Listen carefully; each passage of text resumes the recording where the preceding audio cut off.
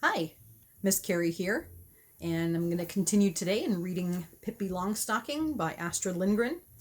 We will start on chapter 2. Pippi is a thing finder and gets into a fight. Annika woke up early the next morning. She jumped out of bed and ran over to Tommy. "Wake up, Tommy!" she cried, pulling him by the arm. "Wake up and let's go and see that funny girl with the big shoes." Tommy was wide awake in an instant. "I knew, even while I was sleeping, that something exciting was going to happen today, but I didn't remember what it was," he said, as he yanked off his pajama jacket. Off they went to the bathroom, washed themselves and brushed their teeth much faster than usual, had their clothes on in a twinkling, and in a whole hour before their mother expected them, came sliding down the banister and landed at the breakfast table. Down they sat and announced they wanted their hot chocolate right at that very moment. "What's going to happen today that you're in such a hurry?" asked their mother. "We're going to see the new girl next door," said Tommy. "We may stay all day," said Annika. That morning, Pippi was busy making pepperkakor, a kind of Swedish cookie. She had made an enormous amount of dough and rolled it out on the kitchen floor. "Because," said Pippi to her little monkey, "what earthly use is a baking board when one plans to make at least 500 cookies?" And there she lay on the floor, cutting out cookie hearts for dear life. "Stop climbing around in the dough, Mr. Nielsen," she said crossly, just as the doorbell rang. Pippi ran and opened the door. She was white as a miller from top to toe, and when she shook hands heartily with Tommy and Annika, a whole cloud of flour blew over them. "So nice you called," she said, and shook her apron, so there came another cloud of flour. Tommy and Annika got so much in their throats that they could not help coughing. "What are you doing?" asked Tommy. "Well, if I say I'm sweeping the chimney, you won't believe me, you're so clever," said Pippi. "Fact is, I'm baking. But I'll soon be done. You can sit on the woodbox for a while." Pippi could work fast, she could. Tommy and Annika sat and watched how she went through the dough, how she threw the cookies onto the cookie pans and swung the pans into the oven. They thought it was as good as a circus. "Done," said Pippi at last, and shut the oven door on the last pans with a bang.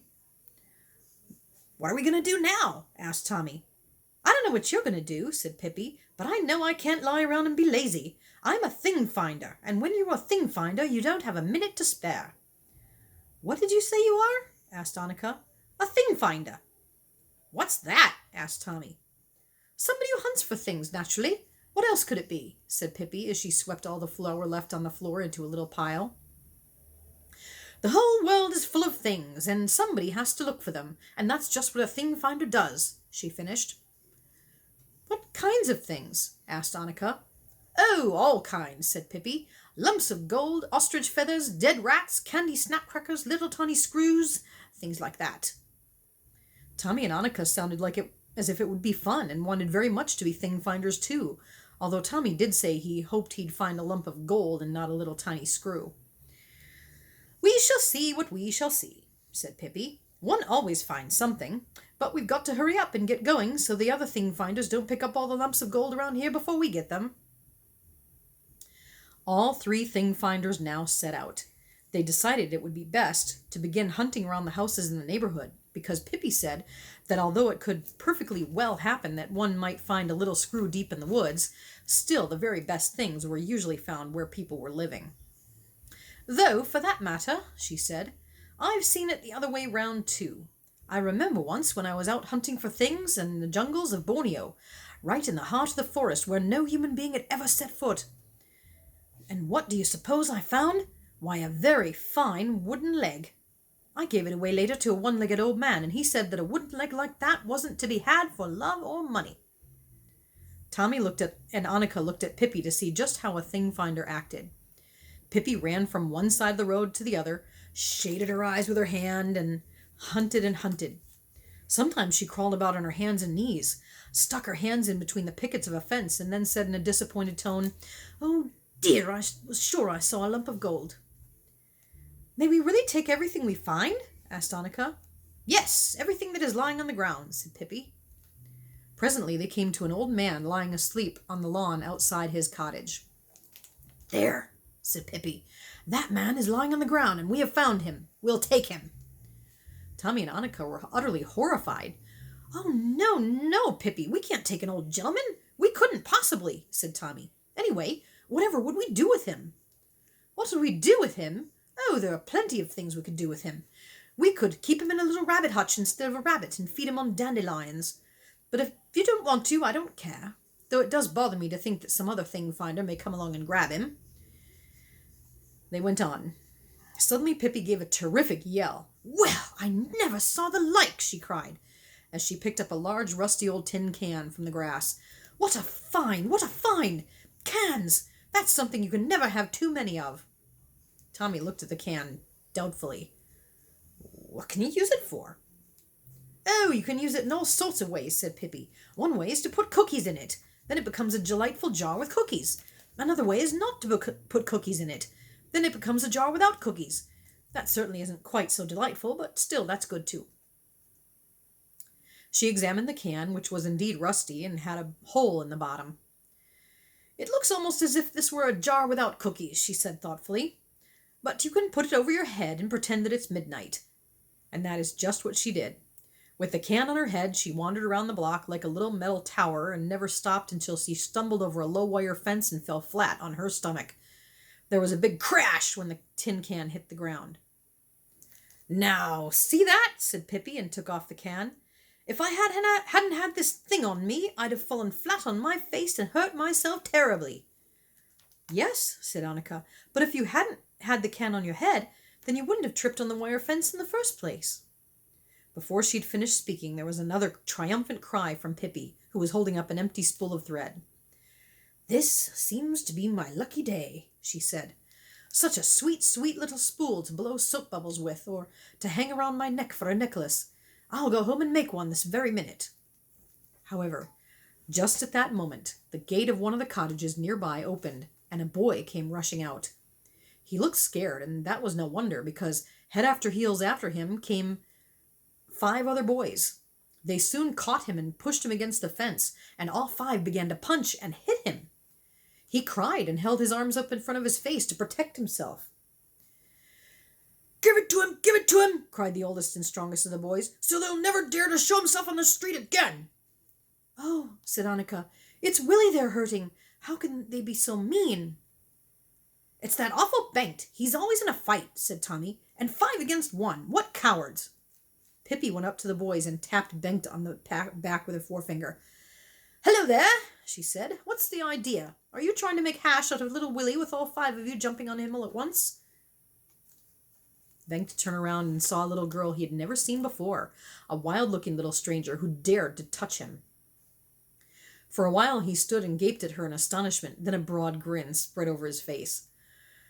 Boys, he said, boys, let Willie alone and take a look at this girl. What a babe! He slapped his knees and laughed, and in an instant they had all flocked around Pippi, all except Willie, who wiped away his tears and walked cautiously over to stand beside Tommy. Have you ever seen hair like hers? Red as fire, and such shoes, Bengt continued. Can't I borrow one? I'd like to go out rowing, and I haven't any boat. He took hold of one of Pippi's braids, but dropped it instantly and cried, Ouch, I burnt myself! Then all 5 boys joined hands round Pippi, jumping up and down and screaming, Redhead, redhead! Pippi stood in the middle of the ring and smiled in the friendliest way.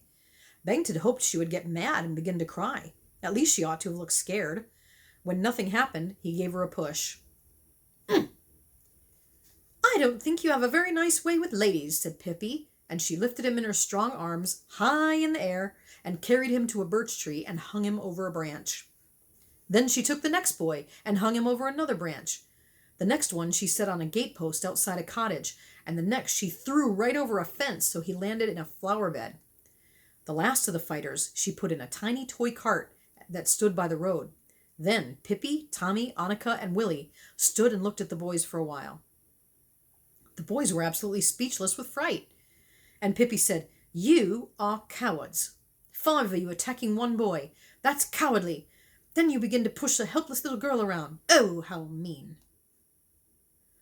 Come now, we'll go home, she said to Tommy and Annika, and to Willie. If they try to hurt you again, you come and tell me. And to Bengt, who sat up in the tree and didn't dare to stir, she said, Is there anything else you have to say about my hair or my shoes? If so, you better say it now before I go home." But Bengt had nothing more to say about Pippi's shoes or about her hair either. So Pippi took her can in one hand and her spool in the other and went away, followed by Tommy and Annika. When they were back home in Pippi's garden, Pippi said, "Dear me, how awful. Here I found two beautiful things and you didn't get anything. You must hunt a little more, Tommy. Why don't you look in that hollow old tree? Old trees are usually about the best places of all for thing finders." Tommy said he didn't believe he and Annika would ever find anything, but to please Pippi, he put his hand slowly down into the hollow tree trunk.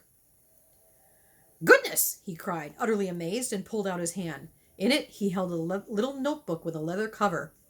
In a special loop there was a little silver pencil.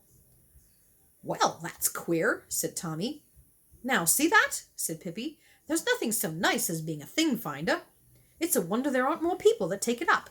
There'll be tailors and shoemakers and chimney sweeps and such like, but thing finders, no indeed, that isn't good enough for them." And then she said to Annika, "Why don't you feel in that old tree stump? One practically always finds things in old tree stumps." Annika stuck her head down in the stump and immediately got a hold of a red coral necklace. She and Tommy stood open-mouthed for a long time, they were so astonished. They thought that hereafter they would be thing finders every single day. Pippi had been up half the night before, playing ball, and now she suddenly felt sleepy. "I think I'll have to go take a nap," she said. "Can't you come with me and tuck me in?" When Pippi was sitting on the edge of the bed, taking off her shoes, she looked at them thoughtfully and said, "He was going out rowing, he said, that old Bengt." She snorted distastefully. "I'll teach him to row. Indeed I will. Another time." "Say, Pippi," said Tommy respectfully, "why do you wear such big shoes?" "So I can wiggle my toes, of course," she answered. Then she crept into bed. She always slept with her feet on the pillow and her head way down under the quilt. "That's the way they sleep in Guatemala," she announced, "and it's the only real way to sleep. See, like this I can wiggle my toes when I'm sleeping, too." "Can you go to sleep without a lullaby?" she went on. "I always have to sing to myself for a while, otherwise I can't sleep a wink." Tommy and Annika heard a humming sound under the quilt. It was Pippi singing herself to sleep. Quietly and cautiously, they tiptoed out so that they would not disturb her. In the doorway they turned to take a last look toward the bed. They could see nothing of Pippi except her feet resting on the pillow. There she lay, wiggling her toes emphatically. Tommy and Annika ran home. Annika held her coral necklace tightly in her hand. "That certainly was strange," she said. "Tommy, do you suppose that Pippi had put these things in place beforehand?" "You never can tell," said Tommy. "You just never can tell about anything when it comes to Pippi." See you later.